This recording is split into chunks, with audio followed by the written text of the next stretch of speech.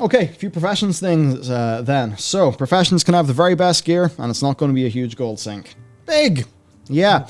On the gold barrier, gold is not going to be the backbone of startup costs as it was with Shadowlands Legendaries. It's mostly going to consist of time and dedication to the craft, with the usual options to purchase reagents from the auction house if you don't want to go and collect them yourself. Then, spec trees and deep specialization. Individual crafting and gathering professions have their own specs or talent trees.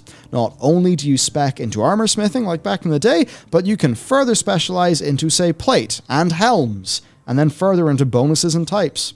So they're really trying to go as in-depth as they can to just make this a whole way to play World of Warcraft, it seems.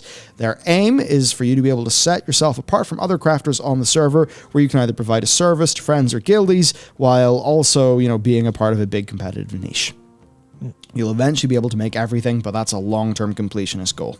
Within the first few weeks and months, you'll really be specializing heavily in a few things. So it's the differentiation between crafters that, will set people apart. So this is going to be more flavorful. There's more progression.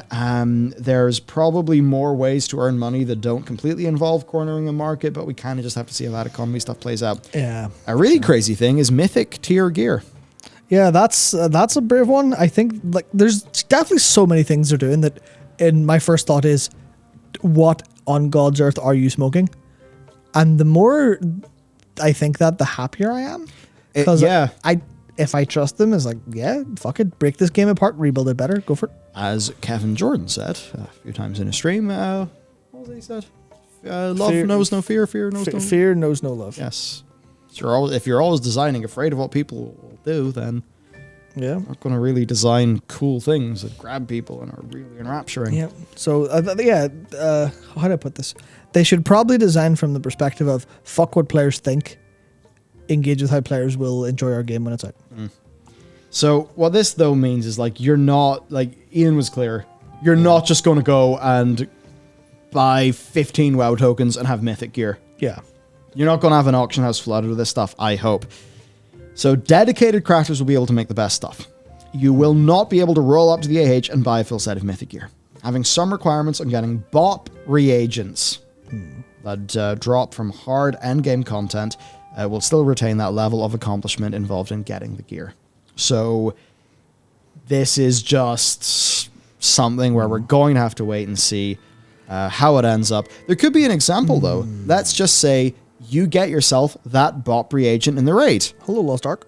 Yeah. Can you go and make a work order? Yeah. Because work orders can contain soulbound items. So then you're a crafter who can make Mythic quality gear, but you can't get the BOP reagent.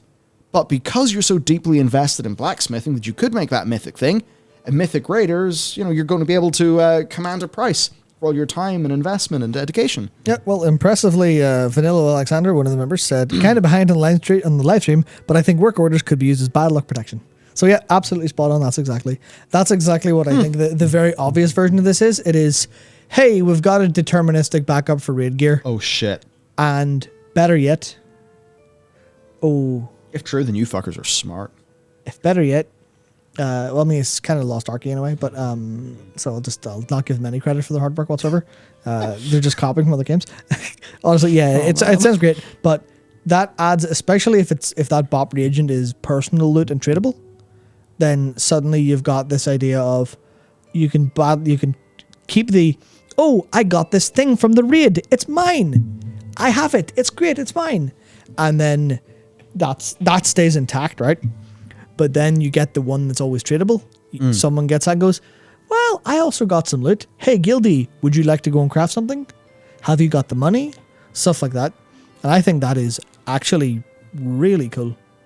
Yeah. As an overall, if that's a way to do it, and provided it actually works, that's a version of, well, depends how it's implemented, but it could be a version of badges and shit that's just actually good. And you're like, hey, badges don't make you engage with shit. Fuck it, engage with the crafting system instead. And you're like, that is more player action tied together. I think that's fundamentally more interesting. Yeah, if that's I didn't even think about it from that perspective. That's great. Yeah. It's the sort of thing, there's a wave of videos we can make as deep dives to these things, but it's like once we've actually done all of this and we've chewed all the fat and we really understand what these things could mean. Yeah, that's the thing where, I mean, obviously, You keep thinking, you get your emotional response, and then you have to really deeply think on like all of these things, because obviously, you know, if we could see their announcement and see their plans and immediately understand everything about them, then we're all 20 times as smart as they are, because they've sat and thought about it. So it's clearly not the case. Clearly they have a lot of plans for a lot of the stuff that we haven't considered. Yeah. So I think that's a really good example of, you know, you go, oh, crafting Mythic gear, and everyone goes, that's going to ruin the game. You're like, no. There's a plan.